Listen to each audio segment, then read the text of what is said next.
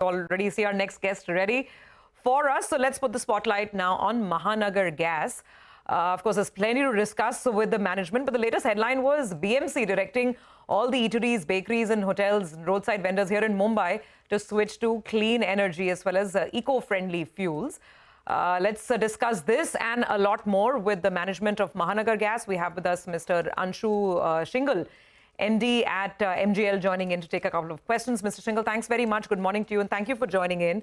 We really want to talk about what this BMC measure means and how meaningful it might be for volumes. But before I get to that, just to sort of understand the bigger issue, which obviously was plaguing not just Mahanagar Gas, but other city gas distribution players as well, which is how much of this APM gas will companies actually get? I mean, just going over history, the market, sold off big time thinking you're not going to get as much APM gas, but then it was hiked up. I think now it's 50%. So let's just talk about MGL's gas mix.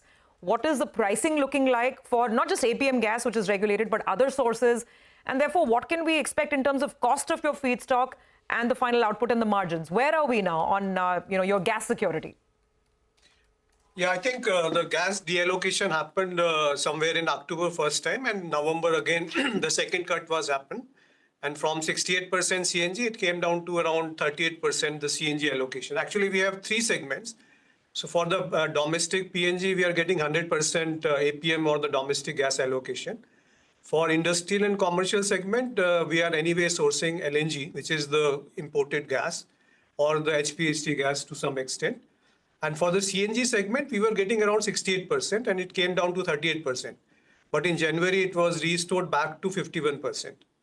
Now, this cost has impacted the procurement cost, and maybe we had around impact of 6 rupees per SCM. So partly we have increased the prices and partly the deallocation has been restored back to the normalcy. So we think now, as of now, our margins will be in the similar range what we have earlier guided, from say 9 to 11 rupees EBITDA per SCM. So I believe the LNG market going forward is going to be more surplus, and therefore we can source more term contracts and do our portfolio management in a way that we pass on some of the cost and we absorb some of the cost to make the impact on the market minimal.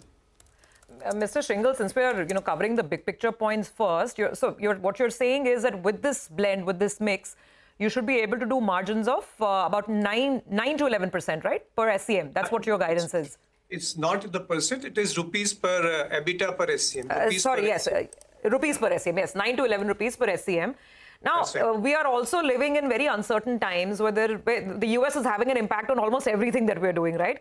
Including, obviously, energy security. And there seems to be a huge push to source more oil and gas from the US. So I don't know if India has to source more US, LNG, does that impact Mahanagar Gas in any way? Are you already thinking about those scenarios and what that does to your blended cost? Because the freight will obviously be more. No, anyway, we are importing a lot of gas which is related to Henry Hub, which is the US gas. So we don't directly import this LNG. It is through the aggregators like GAIL, BPCL, IOCL and other players. So we do the tendering, and typically gas comes through the regas terminals, and from pipelines it is come to our company. So absolutely, sir. We're aware of that, sir. I was just saying that if these big importers, GAIL, etc., Petronet, I mean, if they have to source more US LNG, will their cost be higher and therefore that higher cost gets passed on to you? I mean, I'm just asking about an outlier scenario. Suddenly, if we have to import far more US LNG. No, I mean, that is a good scenario for India because Henry Hub is the US index on which the gas is imported to India. And that is a more stable index. So earlier also we have seen that the price volatility in the spot market and the Brent was much higher as compared to the Henry Hub index. Henry Hub index moved from say $3 per MMBTU to $7 per MMBTU in the pre-COVID and COVID times. Whereas the spot gas moved from say $2, $3 to $70 per MMBTU. Even the crude moves from $20, $30 per barrel to $100 per barrel.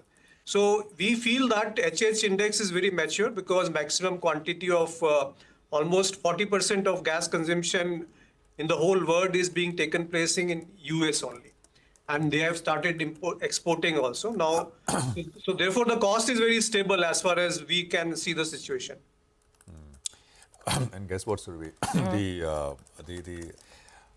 What's the one commodity which investors expect? I was reading a survey to most affected by ceasefire in Russia, Ukraine, gas. Lower gas prices. Because the Russians can start, pumping through. So that is, and add to that, of course, the fact that I think if you go through most estimates, we will likely have a gas glut in 2025 and beyond for the next few years. So we're looking at lower cost of the stuff, raw material. So thank you for joining us, Prashant here. Let's just talk about something very local here in Mumbai. So the High Court had directed BMC to ensure the shift to gas for commercial establishments, roadside vendors, eateries, restaurants, etc., in a timely manner. Now, BMC has issued some directions to this regard. Could you tell us what could be, I mean, is there an internal estimate? What would be the bump in volume if this were to happen, sir? See, the commercial establishments are basically big hotels where 100% of the big hotels are being supplied the piped natural gas by MGL. Then there are small restaurants and the eateries are there, and then the bakeries are there. Now, around 4,500 commercial establishments are also getting piped natural gas. The other fuels option for the restaurants is LPG. And for small eateries, it is even wood, and for the bakeries, suppose it is wood and coal. And also LPG, PNG, and electricity ovens are also used for bakeries. Now, there's a mix of all these fuels. As you rightly mentioned, the Mumbai High Court has mentioned that some of these eateries need to move out to the cleaner fuel. So we will be evaluating that how much of they can be accessed. And there is a question of affordability and the licensing and the clearance from the fire department. So all these things plus our access to all these places, because some of these bakeries are situated in a place where PNG cannot reach, because for PNG we need proper safety and other measures which needs to be assured before we supply gas. So that needs fire clearances also. So volume-wise, as of now, around 0.2 MMSCMD is going to commercial establishments, and around 0.5 MMSCMD is going to the industrial establishment.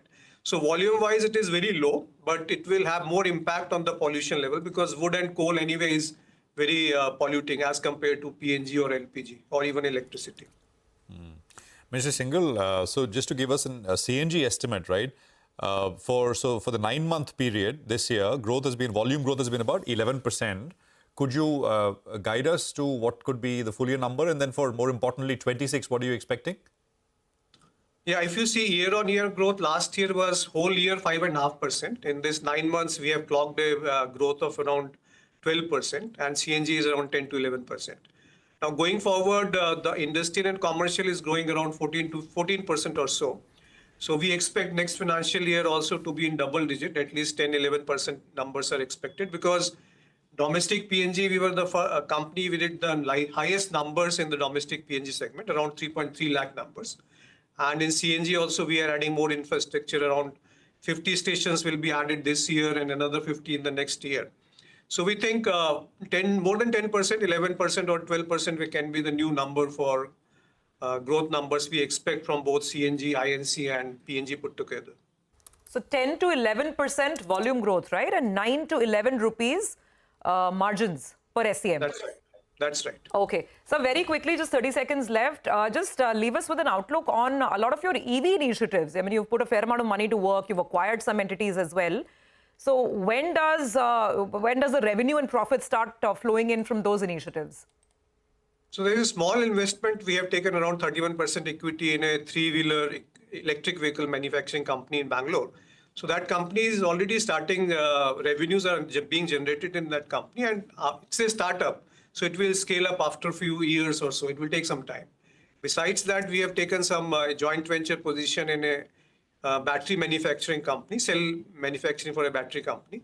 And that we expect will be ready by 1.5 year time. We already have got the land and the civil work has already started. So it will take around 1.5 year time to start the production from the battery manufacturing cells. Okay. All right. Thank you very much, Mr. Shinghal. This was, very helpful. Thanks for clarifying all of those points, including, of course, the outlook ahead for MGL and what happens in case, even if India has to import far more US LNG, it's good news. It's not a problem. So that's the word coming in from Mahanagar Gas. and the stock's doing rather well this morning.